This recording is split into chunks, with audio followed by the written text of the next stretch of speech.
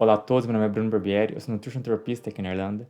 E na semana passada, a Generation Iron soltou quem são os 30 maiores influenciadores dentro do nosso esporte, né? O fisiculturismo e musculação. E não tem nenhum brasileiro nessa lista. E a gente viu que muita gente ficou revoltada, inclusive o Renato Cariani fez um comentário lá na postagem da Generation Iron dizendo que não tem nenhum brasileiro, que deveria ter, que o Tamer deveria estar lá pelo menos. E pelo que eu vi no canal do Miguel Chain ontem, o Tamer já participou dessa lista algumas vezes, né? Lembrando que essa lista sai todo ano. E parece que o Tamer já teve algum problema com a Generation Iron e eles acabaram tirando ele esse ano, né? Mas enfim, esse assunto me chamou a atenção por alguns motivos. Primeiro, né, foi do Renato Cariani tá falando que deveria ter um brasileiro, não tá o Tamer, que essa lista aí é fake. Mas isso me espanta um pouco, né, porque justamente ele e os amigos dele ficam comentando do tipo, tal pessoa é o melhor treinador do Brasil, tal pessoa é o melhor nutricionista do Brasil, tal pessoa é o maior médico do Brasil, né, seja em várias especialidades. Então eles vivem fazendo isso. Isso é só um comentário, tá?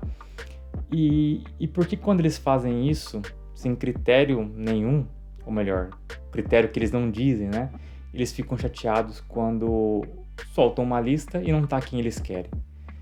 Já imaginou quando eles falam que tal pessoa é o melhor treinador?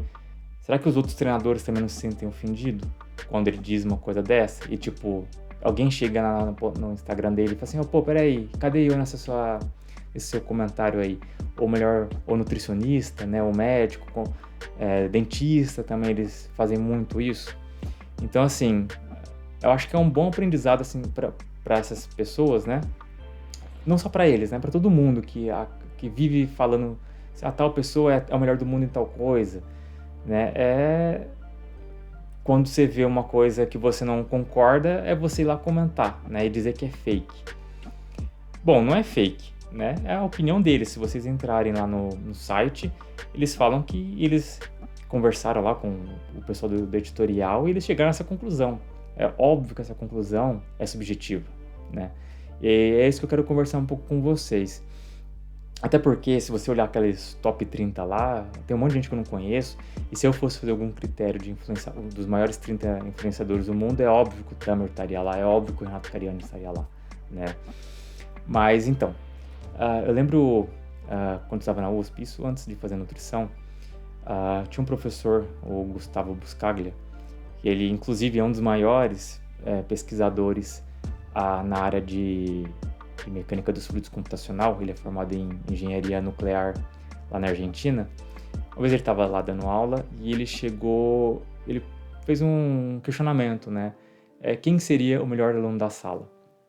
E daí muita gente acabou respondendo tal pessoa, né? Aí ele disse assim, tá, mas por quê? Quais são os critérios que vocês utilizaram? E daí cada pessoa acabou argumentando de uma forma. Porque tal cara tem as maiores notas.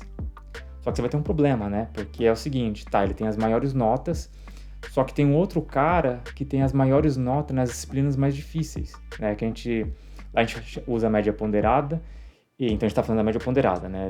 Das maiores notas. Mas tem gente que vai ter um aluno que tem uma média ponderada menor, não é a maior de todas, mas esse cara tem as maiores notas nas disciplinas mais difíceis, como cálculo, eletromagnetismo, equação diferencial parcial.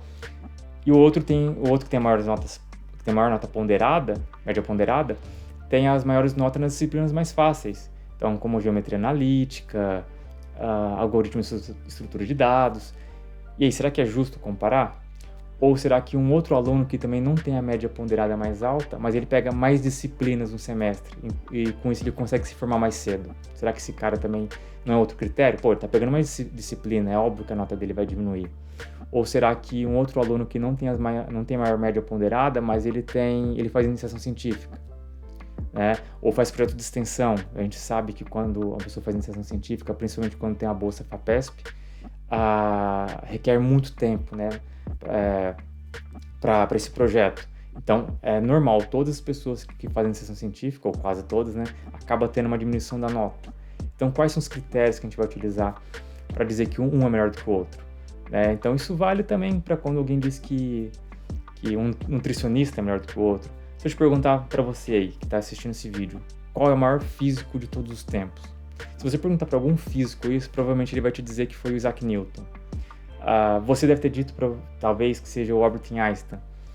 Mas aí, já para pensar que o Albert Einstein era um físico teórico e não prático? Alguém pode dizer que o maior físico do mundo seria alguém que trabalhou na Apollo 11, que foi a primeira lua, o primeiro foguete, né, que chegou à Lua, a primeira nave. Então, e quando alguém diz que o maior nutricionista, eu tô falando nutricionista porque é minha profissão, né, é tal pessoa, mas e os nutricionistas teóricos? Por que o Albert Einstein pode ser o melhor físico se ele era teórico e não da parte aplicada, e o nutricionista o melhor tem que ser da parte prática e não o cara que está fazendo os estudos? A mesma coisa do personal trainer. Será que o melhor personal trainer do mundo é o cara que treina fisiculturistas, que tem o maior desempenho, né? Ou será que é o cara que treina nas academias aqui, só que ele tem a maior porcentagem de alunos que melhoram, né? Que tem um bom desempenho? Será que às vezes um melhor treinador do mundo pega 100 atletas e consegue fazer, sei lá, 5 ficar muito bons. Os outros 95 acabam desistindo, porque não gostam. Ou, sei lá, não tem um bom desenvolvimento muscular com ele. Agora, você pega um outro cara que nenhum vai virar fisiculturista, às vezes ele nem tem intenção de trabalhar com isso, mas os 100 que ele trabalha, os 100 alunos desenvolvem bastante e acabam ficando com ele, né? Então, tem uma boa satisfação. Quais são os critérios que a gente vai utilizar? Então, quais foram os critérios que eles utilizaram para fazer esses 30 maiores influencers do mundo relacionado ao fisiculturismo? Eu não sei, é o que eles conversaram lá e eles acharam, né? Você olha lá a lista, tem um monte de gente que eu nem conheço, né? Você nem deve conhecer a maioria. Então, eu acho que acho que tudo isso que aconteceu é uma boa maneira pra gente refletir aí quando a gente começa a ficar falando tal médico, ou tal pessoa é o melhor do mundo nisso, né? É igual quando a gente fala que o Ramon hoje é o melhor atleta do mundo, desculpa, do Brasil, né? Você tá comparando com o quê? Na Classic Physique? Pode ser, mas dizer que é o melhor fisiculturista, e o Rafael Brandão que tá na Open, que é muito mais difícil a Open do que a Classic. Ou o Ramon, ou o Diogo, que tá em terceiro lugar no Olímpia, sendo que o Ramon ficou em quinto. Será que o Diogo não é melhor? Às vezes fala que o Eduardo Correia é o melhor fisiculturista da história, porque ele ficou em segundo lugar na 212, no Olímpia. Para mim, se você me perguntar quem é o melhor fisiculturista da história do Brasil, não é um homem, é uma mulher, que é a Juliana Malacarne, que ela venceu 4 vezes o Olímpia. Você vê as pessoas falando dela? Quase não falam. E ela venceu o Olímpia sem patrocínio. Então, na época que ela não ganhava quase nada, a mídia social era muito pouco.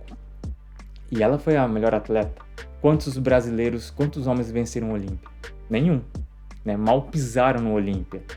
Então, vai depender de cada critério, né, que você vai utilizar. Então, basicamente, acho que era isso. Acho que a gente tem que ter cuidado quando a gente aponta para alguém para dizer que ele é o melhor da história, ele é o melhor do Brasil, sendo que a gente não expõe nossos critérios, né? E acaba magoando outras pessoas que são tão boas quanto ou melhor, né? Então, basicamente era isso que eu gostaria de falar. Se você concorda ou não, deixa nos comentários aqui abaixo. Não se esqueça de se inscrever no canal e até a próxima.